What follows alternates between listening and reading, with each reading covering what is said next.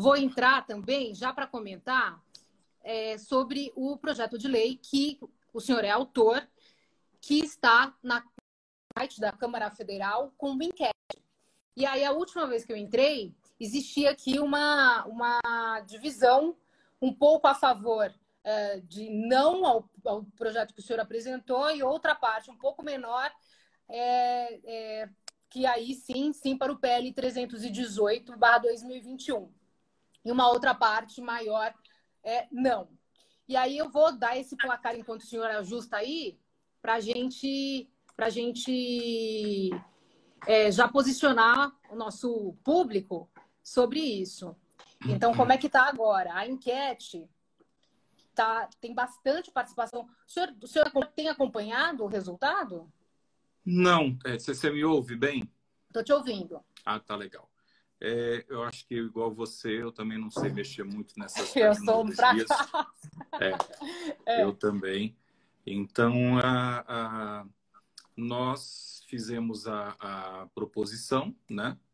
E vi realmente que estava tendo muita repercussão no próprio site da Câmara. Se você prestar atenção lá, talvez essa seja uma das matérias mais discutidas em todos os tempos, essa enquete que a Câmara faz. Exato. Olha, desculpa te interromper, só para o pessoal entender aqui. São 138.927 votos que discordam totalmente e 104.679 que concordam totalmente, ou seja, 43% a favor, 56% contra o projeto que o senhor apresentou, que é esse que a gente está falando, principalmente, que é o 318/2021, que fala o quê? Eleva a criação animal a bem cultural do Brasil. E aí eu queria, antes de perguntar sobre propriamente o projeto, queria que o senhor falasse um pouquinho o que esse resultado aqui da enquete afeta diretamente. Isso muda alguma coisa na tramitação? Quando que termina essa pergunta pública aqui? Bom, primeiro, boa noite a todos. Boa noite. Uma alegria participar aqui, né? Mesmo diante de tanta correria, a gente arrumar um tempinho sempre é importante para esclarecer dúvidas, para conversar, para abrir o coração. Cumprimento você, Sabrina, que Deus possa te iluminar muito nesses dias difíceis, não apenas para a população do Brasil, mas para todo mundo de forma geral, e falar da importância deste projeto. Basicamente sobre a enquete dele no site da Câmara, ela encerra quando o projeto vier a plenário, certo? Todo projeto ele tem uma tramitação ordinária na Câmara, ele passa pelas comissões. Então, neste caso, como trata-se de criação como patrimônio cultural e imaterial do Brasil, a primeira comissão que ele entrou foi justamente a Comissão de Cultura, certo? Essa comissão ainda não está formada na sua totalidade na Câmara, ainda não estão tendo as audiências, como as outras já estão dando andamento. Assim que voltarem as atividades, será escolhida pela presidente da comissão um relator ou uma relatora do projeto. O projeto será discutido em primeira análise nesta comissão. A partir daí, segue-se para as outras. Provavelmente, Comissão de Meio Ambiente e, por último, sempre, Comissão de Constituição e Justiça. Caminho longo, então. Ainda, né? Um projeto, se você ter uma ideia, um projeto que não se tenha um pedido de urgência ou não se tramite de forma mais célere na Câmara, ele demora, em média, 10 anos para ser aprovado, certo? Nós temos hoje muitas ideias que foram lançadas, muitos projetos já nessa legislatura, não apenas nosso, mas de outros deputados, que acumulam hoje mais de 40 mil projetos sobre a mesa. Que a mesa, eu falo, a mesa diretora.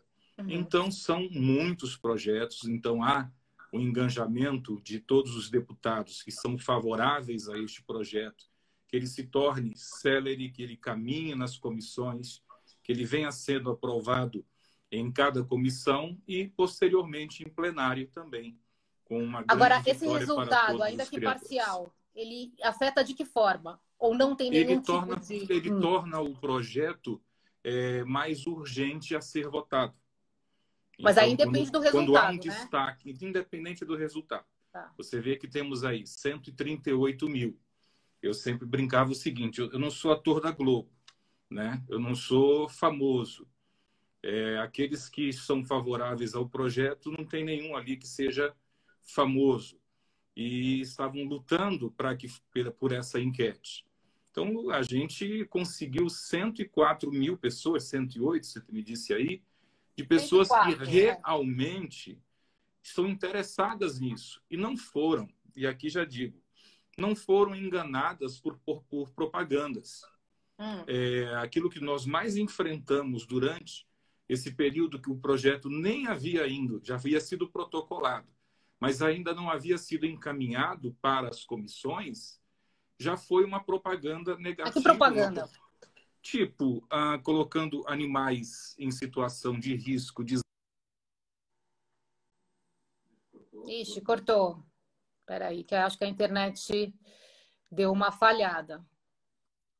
Voltou. Voltei. Por exemplo, você estava dizendo, por exemplo, animais, propagandas... Eu não estou me vendo aqui ainda, mas você está me vendo aí? Estou sim. Ok, voltei. Por exemplo, uma das postagens piores de todas era um animal puxando um animal de tração na carroça, um animal visivelmente debilitado, caído ao chão por não suportar o peso da carroça, e com a hashtag PL318 não, que não tem nada a ver com o projeto. O projeto não trata não fala de maus tratos animais. Eu sou contra os maus tratos animais. Então, toda a propaganda contrária ao projeto, ela veio no sentido de falar que o animal seria explorado até a morte, que ele seria maltratado. Então, todas as postagens que eu vi, todas as propagandas que eu vi, foram nesse sentido. Teve dia até que eu fiquei com vontade de votar contra o projeto, de tão ruim que parecia a coisa, de ver lá dezenas de araras que estavam sendo contrabandeadas numa caixa muito pequenininha, muitas mortas.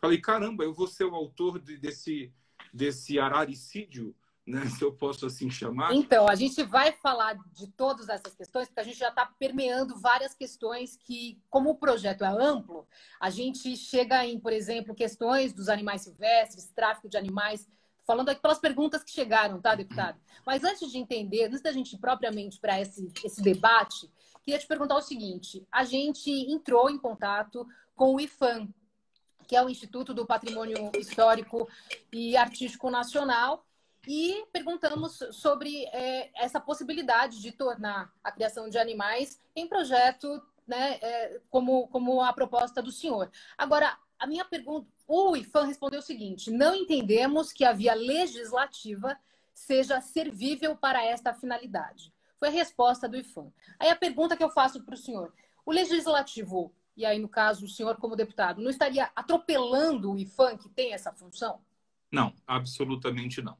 Por quê? Da feita que torna-se lei, o IPHAN também deverá obedecer às leis. As leis, mas o IPHAN não é para isso. As leis, o legislativo é para isso, é para criar leis. Então, inclusive legislar sobre o IPHAN, certo? Então, há prerrogativa para isso. Então, nós não estamos passando por cima de nenhum instituto, de nenhum órgão, estamos criando uma lei, tornando um patrimônio público imaterial do Brasil, histórico e imaterial do Brasil, e depois o IPHAN caberá a ele também ter a regulamentação e reconhecer como patrimônio. Dali serão criados selos pelo IPHAN, com toda certeza, para o criador mais antigo do Brasil, puxando a história do Brasil sobre a criação animal, os primeiros animais a serem trazidos da Índia, por exemplo, no caso dos zebuínos, para a criação. Nós temos isso aí tudo gravado em vídeo.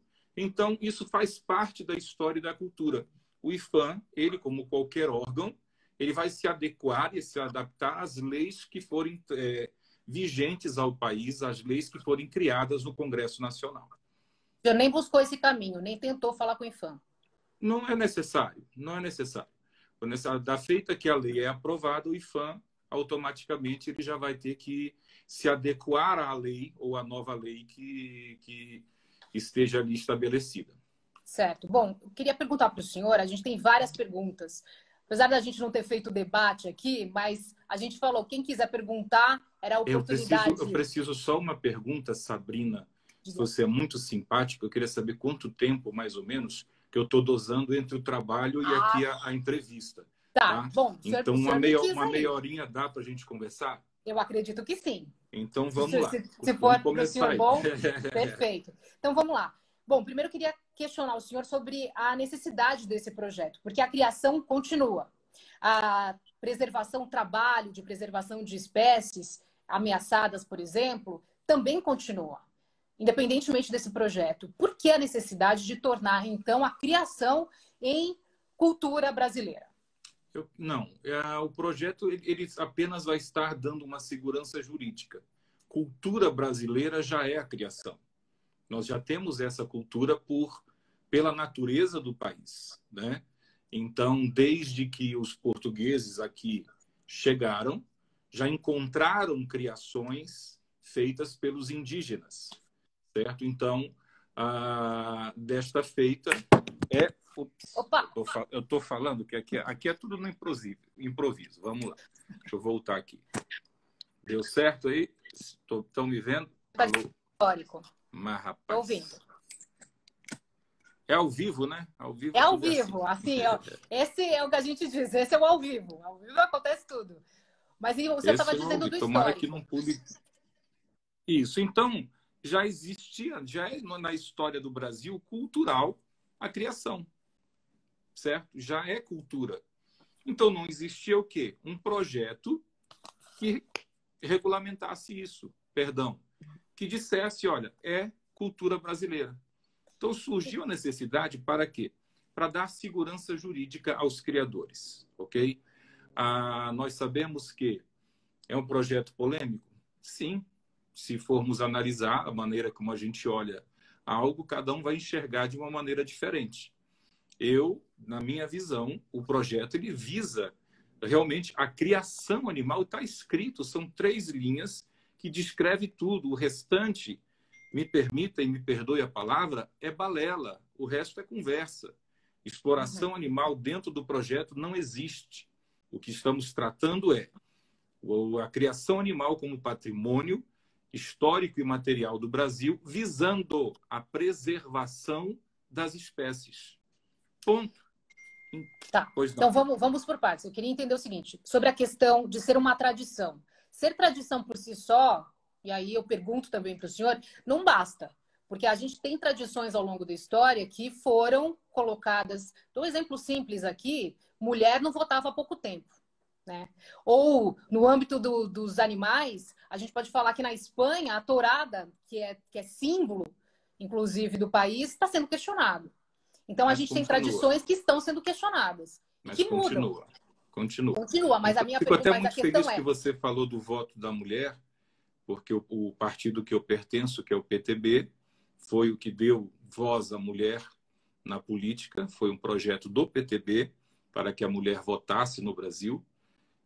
Também todas as grandes questões trabalhistas. E, de fato, isso vem melhorando no decorrer do tempo. O ser humano ele vai progredindo no seu entendimento. Então, a mulher não podia trabalhar. Hoje, estou aqui falando como uma jornalista.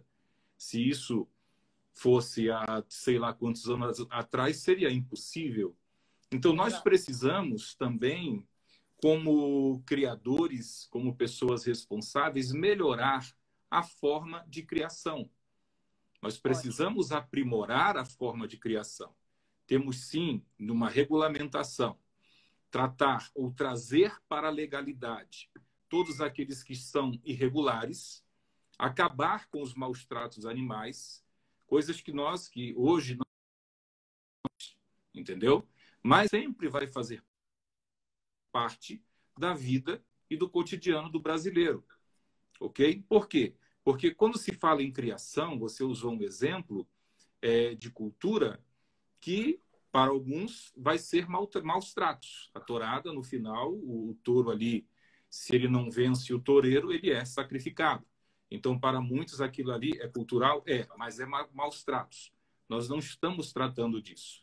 Eu estou tratando de criação. O PL 318 fala sobre criação animal. É apenas isso. Ok, então, perguntar para o senhor sobre a criação, que vieram algumas perguntas nesse sentido, sobre esse termo não ser muito amplo. Se é um guarda-chuva com muitos animais que pedem uma criação, cada um com a sua especificidade, se isso não abre brecha justamente por uma dificuldade de avaliar o que está sendo correto ou o que não está, e quem fiscaliza isso? Vamos lá. Hoje, os maus tratos animais, eles já têm uma boa fiscalização pelas próprias delegacias de meio ambiente, órgãos ambientais competentes, como o IBAMA, principalmente no caso de animais silvestres. E havendo a regulamentação, é muito mais simples, Sabrina, criar-se um selo de qualidade, eu já vou além, para o bom criador. Eu acredito que tudo o que é raro é caro. Então, se você melhora a sua espécie, trazendo ali bons tratos, trazendo de uma forma... Vou dar um exemplo assim muito simples para que todos entendam. Eu sou muito simplista na minha forma de falar, me permita não usar termos técnicos, tá? Mas eu vou comprar lá, se eu sou vegetariano ou vegano, não importa. Eu quero comprar alfaces orgânicas. Eu vou lá no supermercado e vou no setor de orgânicos. Você já percebeu que é mais caro? Porque a forma de plantação... Está mudando. A forma de plantação... E aí, justamente, eu chego nesse ponto. Era muito mais caro. Outras pessoas começaram a aderir. Outras pessoas começaram a fazer. O preço começou a baixar. Bons criadores, eles sempre terão bons produtos. Por quê? Porque ele se preocupa com a sanidade animal, ele se preocupa com o bem-estar animal, ele se preocupa com a qualidade do animal que ele vai servir e, desta maneira, ele vai tornar o mercado muito melhor, falando aqui de mercado pet já. Então, o projeto ele vai incentivar, e aí sim, como um grande guarda-chuva, a todos os bons criadores. Os bons criadores, eles querem o projeto aprovado. Aqueles que estão na irregularidade, eles querem o projeto aprovado para que seja regulamentado e eles também possam, como eu te disse, tornar-se bons e aí terem o seu produto de melhor qualidade. Eu fico pensando o seguinte, deputado, se de repente você tem uma pessoa que faz... A gente entrevistou a doutora a Maria Carmen na outra live, que é criadora de Golden, depois a gente conversando, ela contou que ela gasta muito dinheiro para conseguir fazer a criação com qualidade, adequadamente, seguindo as regras. E foi muito curioso, porque ela falou assim, o pessoal acha que eu tenho um lucro, mas eu não tenho esse lucro. Foi isso que ela me disse. Aí eu pergunto para o senhor, uma vez que coloca a tarimba da cultura para qualquer criador, porque afinal de contas é cultural, é como se funcionasse um passe livre.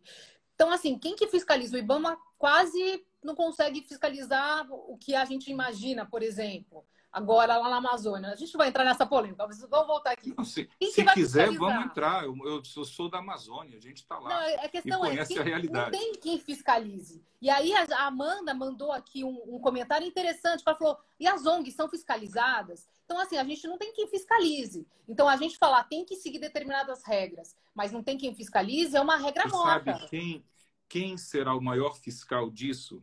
A própria população.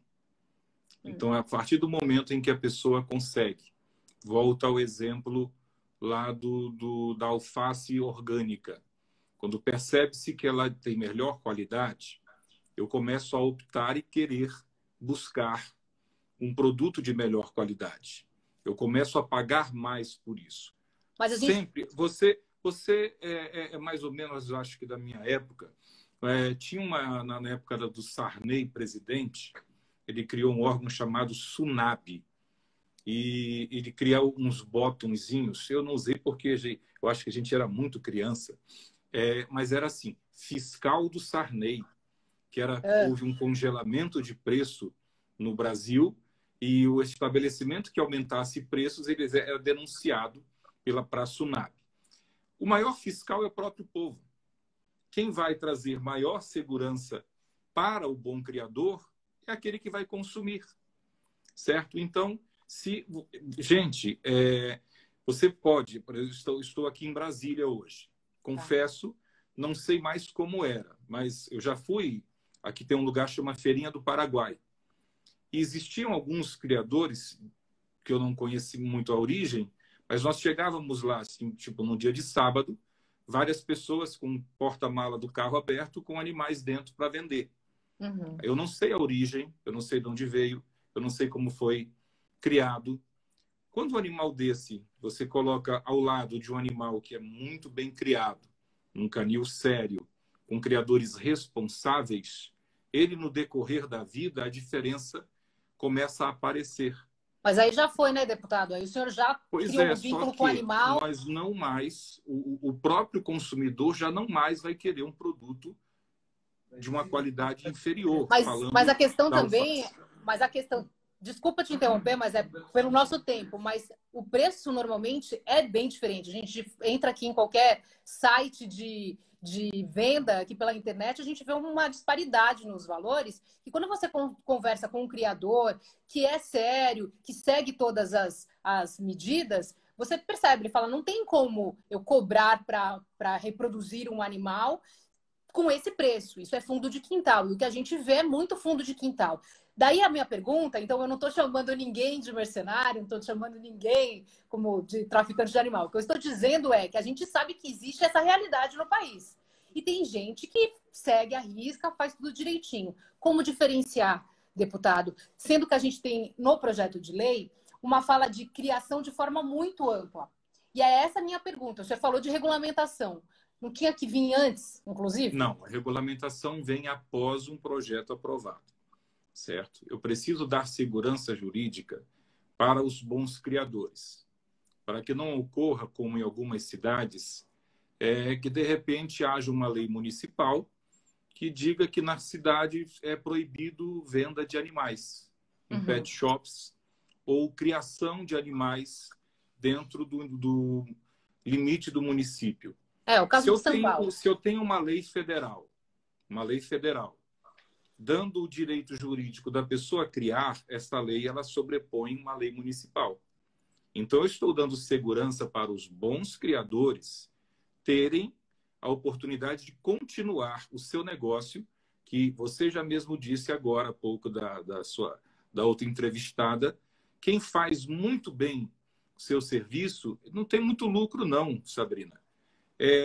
O bom criador encara a criação animal como missão. É a mesma coisa que ter de criar filhos. Os animais, eles tornam-se filhos, tornam-se amigos, muito mais nos dias de hoje, que a gente precisa estar uma carência muito grande afetiva. Então, os pets têm sido aí a solução para grandes problemas emocionais do mundo. Então, a gente sim tem que intensificar as ações de bons criadores, regulamentar, colocar ali normas. Já existe, sim, meios para fiscalizar. O que não se tem, agora não posso fiscalizar aquilo que não é regulamentado. E aquilo que não é regulamentado é porque não tem lei. Então, vamos fazer a lei. Mas a minha pergunta é, quando se abre essa questão jurídica, né? Essa forma de proteção jurídica para os bons criadores, como o senhor está dizendo, se também não é uma brecha para quem é de fundo de quintal, para quem não faz de acordo. Pergunto porque a gente sabe que a fiscalização é falha e quando há fiscalização, a pessoa pode sacar a carteirinha de que isso é cultura, é a minha cultura. Não, isso aí é a mesma coisa eu usar, por exemplo... Bom, tem muitos exemplos a serem usados, mas enfim. Nem tudo que é cultura pode ser lícito. Exato. Por exemplo, existe uma cultura entre os indígenas do infanticídio. Em algumas aldeias, a criança ela é enterrada viva, é cultura. Isso no Brasil é crime. Lá, os índios são ineputáveis. Ninguém pode entrar e mexer na cultura deles. A Constituição garante. Existem pessoas sérias que até mesmo se sobrepõem a essa cultura e vão lá e resgatam essas crianças indígenas que seriam enterradas. Então, não é o fato de ser cultura que eu vou dar legalidade àquele que está trazendo maltrato animal. Muito pelo contrário. Eu quero que ele seja ensinado, que ele possa receber suporte, que ele possa receber treinamento e que ele possa apresentar uma melhor criação animal para todo o Brasil. Deputado, queria muito te agradecer pela oportunidade de responder a quem não concorda com o senhor. Claro, óbvio. Então, eu acho que é uma oportunidade para quem pensa diferente e para o senhor também se posicionar. Porque só falar com quem concorda com a gente, às vezes, é muito fácil, né? Eu sei disso. É chato, né? É chato falar só com quem a gente concorda. Com quem concorda, né? Vou te fazer uma pergunta aqui do biólogo Frank Alarcon, acho que o senhor conhece, e ele escreveu o seguinte. Quando a gente falou, olha, querem deixar perguntas, ele mandou para a gente o seguinte: pela forma como o texto foi redigido, pelas referências e argumentações, dá a entender que não partiu do gabinete do senhor. Ele pergunta, quem fez o projeto apresentado? É do segmento... Veio dos criadores de cães, de cavalos, de aves? De que segmento veio essa proposta? Como é o nome do biólogo? Frank Alarcon. E ele também falou assim, se criadores vendem seus filhos, já que animais são como filhos, criadores vendem seus filhos? Vamos lá. Polêmica. Existe um ditado assim, a gente cria filho para o mundo, né? Então, quando crianças, elas crescem, casam, saem de casa. Então, você não cria filho para o resto da vida, você cria filhos para o mundo. Mas não vende, né? Não, mas aí você entrega para alguém de graça. Até para alguns pais chega a ser até pior, né? Fica mais doído entregar uma filha no altar, de repente. O Frank, realmente não conheço. Não. Mas eu queria ver como ele tem que ser biólogo, eu acho que também, perdão, da expressão, tem que ser, eu acho que cartomante ou ter uma bola de cristal, porque como é que ele não sabe que saiu de dentro do meu gabinete o projeto? Então, o projeto, deputado, não está lá o meu nome, deputado Paulo Bentes. Ele disse que o senhor foi realmente um instrumento, um veículo para criadores todo e interessados. qualquer projeto, só para entender, para o nosso tarólogo, biólogo entender, é o seguinte: o projeto a gente recebe assessoria técnica. Então, várias pessoas vão trazendo assessoria técnica sobre isso. Então, quando eu vou tratar sobre questão bioma Amazônia, vou tratar sobre área de amortecimento, quando eu vou tratar sobre uma questão jurídica que eu não entendo tanto, a gente vai procurando pessoas para que eles possam nos dar suporte técnico. E o texto, aí sim, é redigido e depois analisado pela assistência legislativa da Câmara. Então, o texto pronto, o nosso projeto, ele saiu do gabinete do deputado Paulo Bentson, que fica no anexo 4, gabinete 505, para quem quiser fazer uma visita lá. E está todo lá o projeto bonitinho para se ver, além de outros, né? Além de tantos outros. Agora, todo e qualquer, não tenha dúvida que nós sempre vamos buscar ajuda técnica de pessoas que entendam do assunto mais do que nós, para transformar ações em leis. Nesse caso? Perdão? Nesse caso, foi de criadores de algum específico? Criadores, biólogos, veterinários. Eu, propriamente, também sou médico veterinário. Médico veterinário. Zootecnistas, ONGs, eu não gosto do nome ONG, mas pessoas que trabalham com cuidados animais. Então, é todo um grupo de pessoas do bem que querem que seja feita a criação animal como um patrimônio cultural do Brasil. Isso não vem de uma pessoa, não vem apenas da ideia da cabeça. O texto ele é bem redigido, ele é corrigido. Para isso existe uma equipe técnica que trabalha no gabinete. Certo. O deputado, eu queria só fazer um parênteses aqui. tá? Que eu acabei de lembrar e entrou aqui o deputado Ricardo Izar, do PP de São Meu, Paulo, meu colega do companheiro, senhor, que também tem posições antagônicas muitas vezes ao sim, senhor, mas mas sempre só com para a muito gente respeito. esclarecer, que aqui é um canal de jornalismo, o canal de jornalismo ouve todos os lados, e Claro. inclusive o deputado vai participar também de uma live amanhã às 8h30. Então, para deixar claro que a gente pergunta o que as pessoas querem ouvir e que as pessoas têm dúvidas e querem chegar ao seu parlamentar. Bom, E aí, aproveito e mando um abraço aqui para o nosso colega de parlamento, Ricardo Izar. Já faz tempo que a gente não se vê por causa da pandemia, né? sim, Mas tivemos ontem participando de uma audiência bem acalorada lá na Comissão de Meio Ambiente, que eu faço parte, ele também, mas sempre de forma respeitosa. é Acho que isso. o ser humano ele tem que saber respeitar ao próximo e ter limites com todos os seres viventes. É isso. A gente pode falar um pouquinho antes de terminar, né, sobre essa comissão tão acalorada que é a vaquejada, né? Mas antes, deixa eu só Ah, terminar pode sobre sim. o PL 318, Sim, deputado. pois não. Vamos Então é o para as seguinte, a gente conclusões. recebeu algumas questões, eu vou aproveitar que o senhor é médico veterinário, e uma das questões, que eu não estou achando agora, mas eu me lembro, que falava o seguinte, olha, uma interação equivocada, ao que tudo indica até agora, com morcegos, fez com que surgisse o novo coronavírus. Isso é Uma cultural teoria. na China, né? É É uma uma teoria. teoria, mas por enquanto é o que se tem como mais forte. A gente sabe que lá na China eles comem, né? E usam não só morcegos, outros animais silvestres e tudo. Pergunta que veio, que agora não achei a pessoa, me desculpa, mas basicamente a pergunta é: abrir a criação sem conseguir fiscalizar as maneiras corretas, inclusive de animais silvestres, não pode abrir espaço para esse tipo de interação mal sucedida, com possibilidades, inclusive, de vírus? Uma nova pandemia? Eu posso responder com uma frase sua? Por favor. Você disse assim: a criação já existe. Então, ela já existe. Ela já existe, sempre existiu e continuará existindo. Não é Agora, com melhor essa nós possibilidade da termos, cultura. não é melhor com esse carimbo de uma lei a transformando em cultura, e uma boa regulamentação, cuidar para que hajam essas barreiras sanitárias e que não ocorra. A gente não sabe de onde veio o vírus da China.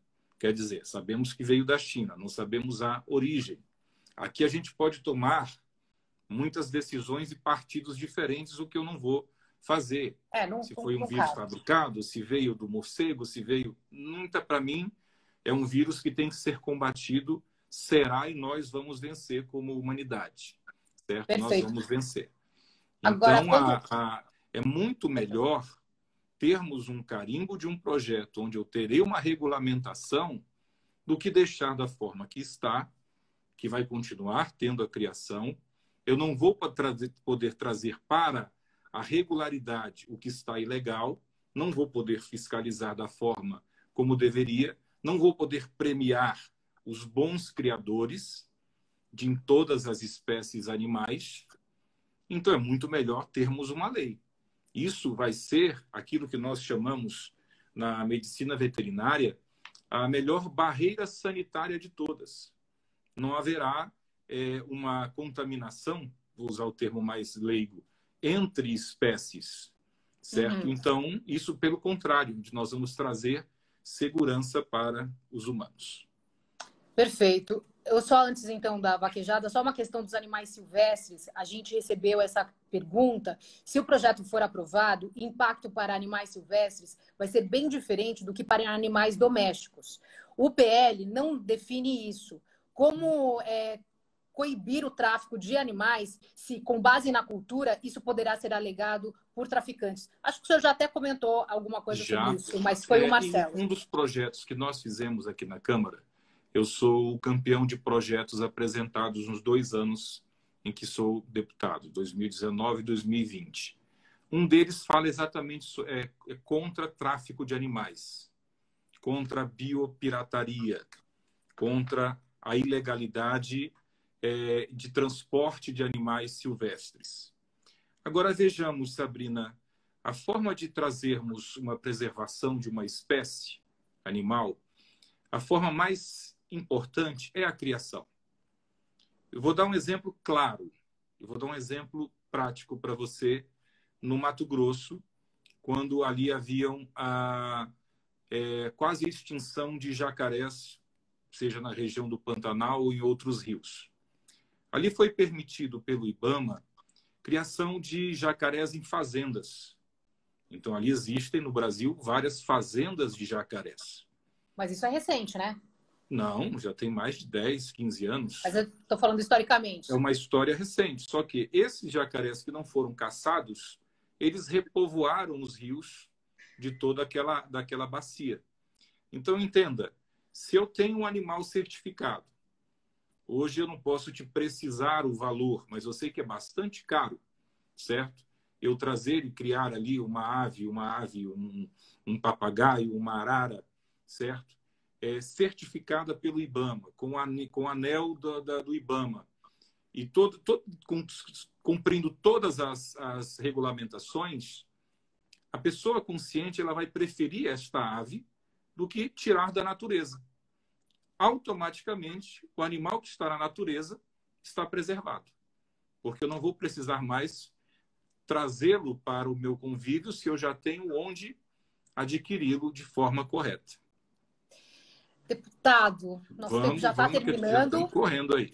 Exato. Então, eu vou só mudar para a questão da vaquejada, que foi o que foi ontem bastante quente na Comissão do Meio Ambiente, na Câmara dos Deputados. A gente já falou do projeto, a gente poderia falar muito mais, não só sobre o projeto, mas sobre a questão da criação em geral, sobre questão de animais silvestres, os domésticos, se há exploração ou não. É um debate complexo e que não vai acabar aqui, mas a gente gostaria de agradecer pelas suas respostas.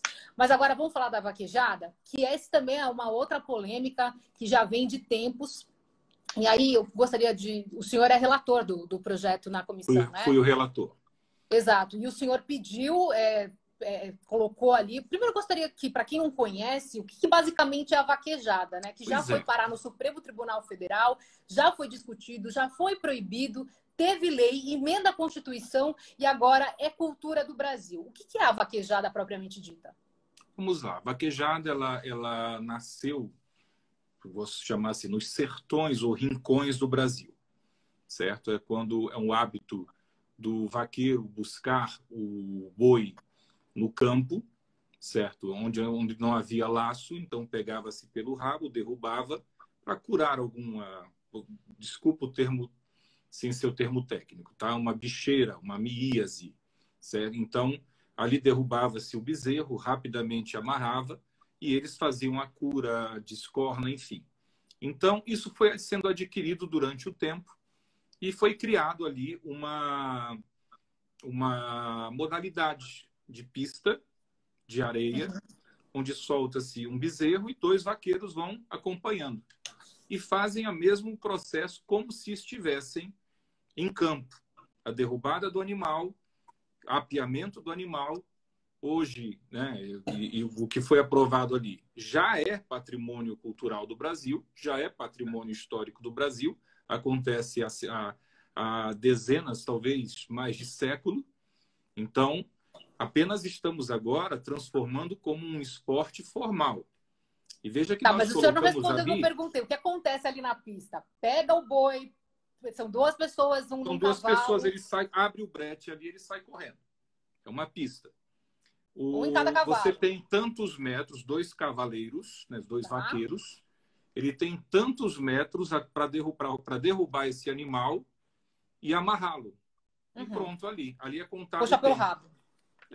Puxa pelo rabo, derruba, amarra, acabou. Então, o senhor é médico veterinário. A participação do boi é esta, a participação dos cavaleiros é essa. Então, é algo que está na cultura do Brasil, já atribuído, inclusive, pelo STF. Então, o STF proibiu. Disse que não dava para entender a vaquejada como algo que não ferisse a saúde, o bem-estar animal. Por isso foi proibido. Mas o Congresso fez a própria lei e isso foi... O senhor não teme, por exemplo, que todas, inclusive agora ser esporte, seja mais daqui para frente, se o STF acionado seja considerado inconstitucional, uma vez que ele já avaliou isso? Não, porque já virou pelo Congresso lei. O Supremo ele não pode criar lei.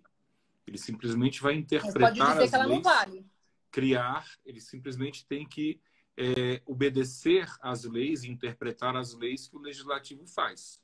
O que está acontecendo no Brasil muito hoje é essa sobreposição de poderes. Isso é uma questão que a gente não precisa discutir aqui. Mas é fato. Senão a gente vai passar bastante tempo. Sim. Mas, assim, da feita que uma lei ela é aprovada no Congresso, seja ela um projeto de emenda constitucional ou um projeto legislativo, cabe ao Supremo Tribunal Federal, simplesmente, caso acionado, julgar a constitucionalidade desta lei. Então, ele não vai poder legislar sobre esse tema. Exato, mas ele já não fez isso, deputado? Já não falou? Não é constitucional? Não é viável você ter a vaquejada em 2016? Não é constitucional, porque você não consegue manter a cultura, a vaquejada, sem machucar, sem garantir que esse animal, o boi, não seja ferido. E aí eu queria fazer uma pergunta para o senhor, como médico veterinário. Okay. E o senhor, inclusive, ontem incluiu isso no texto, falando, olha, é preciso ter um médico veterinário na prática da vaquejada para que seja considerado esporte. E aí a minha pergunta é, mas como garantir que esse animal não vai se machucar? Ele é puxado pelo rabo, cai no chão. Como garantir que um boxeador não vá... Mas é a escolha dele, né? Mas é a escolha dele, né, deputado? Se machucar no boxe. Como garantir que um ciclista não caia e não machuque tantos? Como garantir mas é a pessoa escolhe, o animal não. Eu sei, mas ele faz parte de todo um espetáculo. O animal, ele ali é o centro de todas as atenções. Pelo contrário, mas ele não tem que ser escolha, tão deputado. bem tratado, Sabrina. Ele precisa ser tão bem tratado para que ele tenha uma vida longa e possa correr durante muito tempo. Entendeu? Mas então, quando ele cai no chão, quando puxa o rabo, vem a pele. Mas isso aí faz parte do espetáculo que acontece na vaquejada. Hoje, ainda restrito, repito, aos rincões do Brasil, tem crescido em outras coisas. Às vezes, a festa mais importante da cidade é essa, em que o valor, o artista principal é o boi. Você pega, por exemplo, assim, como isso é tão cultural. Pegamos o estado do Amazonas. Amazonas lá, região norte, estado vizinho ao meu. Nós temos lá as grandes festas do boi. Tem 2 bois lá, o garantido e o caprichoso. Olha, eu sou até pastor falando de cultura também. Não é, pastor? Mas isso já veio de uma cultura que sempre existiu, que tem lá o médico que cuidava do boi, etc. e tal. Então, isso faz parte da cultura. Eu transformar em esporte, e a gente conseguiu aprovar isso ontem, eu achei legal isso, com as subemendas. Veja que está lá escrito, não sei se você leu o relatório, que garanta o bem-estar animal, ou seja, eu não vou matar esse animal, não vou machucá-lo, não vou aleijá-lo, não vou... Agora, a garantia, cada vez mais protegendo o animal para que não aconteça acidentes. Mas acidentes acontecem em qualquer uma. O veterinário já é um ganho enorme para o esporte. Por quê? Porque primeiro a gente vai ter que olhar a sanidade do animal antes. Tem que ter as guias de GTA, de transporte. Se os animais, os equídeos ali usados, se não tem mormo, se não tem anemia infecciosa equina, tudo isso será avaliado pelo veterinário, pela pessoa que está ali atendendo aquele evento da cidade, da vaquejada, e também trazendo bem-estar animal. Eu sei que isso é um tema polêmico, principalmente para aqueles que são de regiões mais distantes dessa realidade. Eu não sei de que cidade você fala. Falo de São Paulo. São Paulo, já morei em São Paulo aí. Então, isso não é hábito. Não é hábito daí, não é hábito ver, mas é hábito aí a maior festa do Brasil, que é a festa de rodeio lá de De Barretos, Barretos. por exemplo.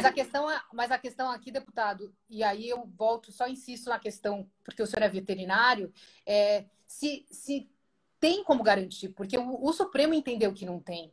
E aí, mas o Supremo ali a gente tem juristas, né? A gente tem profissionais do direito, mesmo eles sendo da mais alta corte do país, eles são profissionais do direito, eles não são médicos veterinários. E foram contra a vaquejada. E aí o senhor tem esse conhecimento técnico do animal, do sofrimento do animal, possível, eventual sofrimento. E a As minha pergunta é, técnicas tem como hoje, garantir? também tudo isso evoluiu muito. As vaquejadas do passado, para as que hoje se atuam, elas já mudaram também um bocado. E hoje as próprias pistas, como eu posso dizer, elas são mais propícias para que o esporte se desenvolva sem que hajam incidentes, acidentes ou que o animal venha a ser ferido. Falando de animais, tocando o exemplo de rodeio, inclusive. Porque é maltrato. O boi, tadinho, ele pula e se machuca e morre. Então, vamos falar como pecuaristas, para pecuaristas, criadores de boi. Hoje, um boi ele é criado, com 2 anos e meio, ele é abatido, certo? Um boi de rodeio, ele vive os seus 10, 12 anos, trabalhando às vezes uma vez por mês, por 8 segundos. Então, se for para escolher, colocasse para ele escolher, ele gostaria de ser boi de rodeio, ao invés de ser abatido com 2 anos e meio. Bom, muita discussão aqui, questão, muita Sabrina, polêmica, né? Tudo são questões de visões diferentes.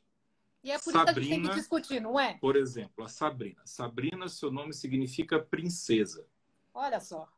Mas também significa cacto espinhoso. Porque normalmente associam com bruxa. Falam que Sabrina é bruxa. E então... também sabre, aquela que corta. Olha Quem só. decide isso, né? Então, a gente tem a forma de ver diferente a mesma Sabrina de várias visões diferentes. Então, isso. Uns vão ver como esporte, e sempre vão no esporte. Outros verão como maus tratos animais. O que nós não podemos nunca, Sabrina, é desrespeitar a opinião do outro. E isso aconteceu muito, agora eu vou usar a palavra para isso, para falar sobre o projeto 318, voltando a ele, de forma muito pesada. A propaganda contrária foi mentirosa. Foi muito pesada, onde questionaram, por eu ser veterinário e defender a criação, eu era um explorador. Eu não considero criação exploração animal. Eu não considero ter um animal em casa como um sustento, um suporte emocional, que eu esteja explorando esse animal. E muitos ali jogaram, mas, nossa, usaram termos terríveis, até contra a minha pessoa, contra a minha fé. Lembro de um que foi muito legal assim, porque a gente sabe ouvir e filtrar, entender o momento da pessoa. Aí o cara lá me chamando, seu gordo, filho de uma... E seu gordo, aí eu escrevi para ele e falei, olha, cara, isso é gordofobia. Exato. Isso é crime, certo? Você está cometendo crime e você está aqui registrado, né? O print está registrado. Aí no outro dia ele lá falou assim, olha, alguém pegou meu celular e escreveu essas coisas, não fui eu. Eu falei, não, que bom, então cuidado aí para que a pessoa não cometa crime virtual, né? Até hoje já aprovado e sancionado a lei do stalker. Então a gente sofreu muito com isso, mas levo de boa. Por quê? Porque o Brasil é um país criador. Hoje nós somos o maior criador de bois, exportadores de carne bovina, de aves, de frangos. Vamos entrar agora como exportador de suínos. Então, é cultura brasileira. Então, me sinto confortável em dizer que é patrimônio histórico criar animais. Só fazer um parênteses. A gente pode ser cultura, mas também é muito negócio. Né? Quando a gente exporta, a gente está falando de negócio. Não, nós estamos falando de várias formas de criação. Exato. Mas então, olha, existem o projeto precisa ser aprovado para que dê segurança jurídica, inclusive para aqueles que fazem, por exemplo, a reposição de animais silvestres na fauna brasileira. Hoje eles não têm segurança jurídica nenhuma. De repente eu posso, numa lei da cidade, dizer que é proibido ter um serpentário em casa, na casa, ou naquela cidade. E ele, que é uma pessoa que trabalha, às vezes, de forma como missão de vida, ser proibido por uma lei municipal. Eu preciso de uma lei superior para que isso garanta a criação e, desde já, te agradecendo esse tempo que eu preciso ir embora. Sim, eu agradeço muito, agradeço a oportunidade de fazer as perguntas sem restrição. Acho que o senhor entendeu a ideia, que é vamos conversar, vamos falar, e aí a gente é o que a gente costuma dizer, vamos concordar em discordar, com todo Claro, respeito. cada um Não tendo a sua linha de raciocínio, repetindo, sempre respeitando. Exato. Os animais, eles sempre estiveram aqui, estão conosco e estarão conosco.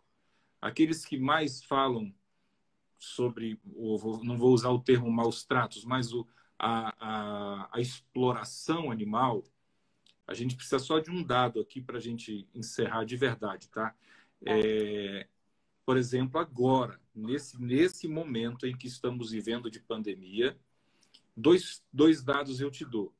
O número grande que aumentou de pessoas que adquiriram pets para esse momento de quarentena, de solidão, de tudo. Isso, o mercado aumentou muito, as adoções aumentaram muito, o abandono animal diminuiu demais, ok? E não o vamos abandono também nos aumentou esquecer, agora, né? Que começou a voltar, isso aqui já está virando um problema, não só no Brasil, inclusive, né? E outra coisa que a gente não pode esquecer nunca. Disse, ou ninguém sabe a origem de onde surgiu o corona. O corona é um vírus animal, ok? Mas, por exemplo, as vacinas também foram usados animais em testes. Para que o humano hoje fosse imunizado, teve que ser usado um animal em teste. Então, isso aí Teste em animal já é outra polêmica, mas é algo que hoje está salvando milhões de pessoas. Mas a gente de pontuar que comer, teste para vacina e entretenimento são coisas diferentes. Não na cabeça daqueles que acham que tudo isso são maus tratos animais. Mas há diferenças, nem na cabeça dessas pessoas? Mas você definiu tudo. Há diferença para cada um tipo de criação. Tá bom, Sabrina? Muitíssimo obrigada. Prefiro a Sabrina princesa.